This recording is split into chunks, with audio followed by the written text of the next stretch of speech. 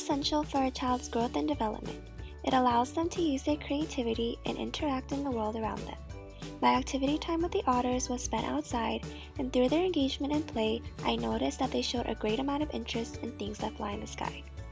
For my curriculum plan, I wanted to implement those things while giving them opportunities to learn. My first activity was reading a book on airplanes. This is a book about airplanes. Do you guys like airplanes? Planes fly in the sky. They fly over. This activity displays the DRDP measure interest in literacy. The children were engaged by answering the questions I asked while reading to them. Fly over mountains and over farms. They fly over cities and oceans too. Airplanes? I found that by the end, only one child was actively engaged. The otters enjoyed hands-on activities rather than being read to, which led to my next activity, musical airplanes.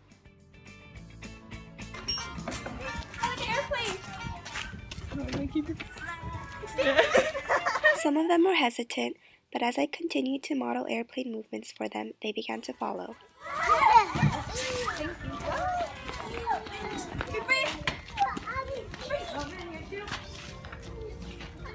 Some DRDP measures were perceptual motor skills and movement concepts.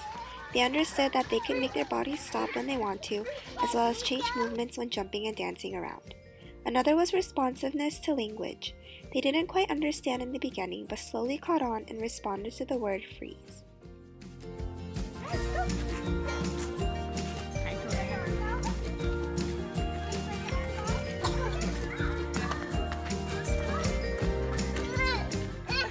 I realized that the otters liked to be active and loved hearing sounds of things like music that I displayed in the second activity. I still wanted to incorporate the idea of things that fly in the sky, so I came up with the idea of a game where they recognize sound. I'm gonna play a sound. You guys have to tell me what it is, guys. It was difficult for them to hear and respond to because I did not think ahead and bring speakers. What is that? That would have helped the children hear a lot better, but they were still interested in what was on the papers I printed out. They showed a curiosity in learning by wanting to see the pictures for themselves. Let's leave these. I implemented airplane noises, but the children responded better to animals since it was something they were familiar with, which led to my next activity, naming animal sounds. A duck? What sound does a duck make? Quack? Quack. What is this? Notice that some of the children did not know the names of the animals, but they knew the sounds they made. This activity helps the children with classification by matching the animals to their appropriate sounds. Snake. Yeah. Alex, let's step back so now. What is this? Dog. What sound does a dog make?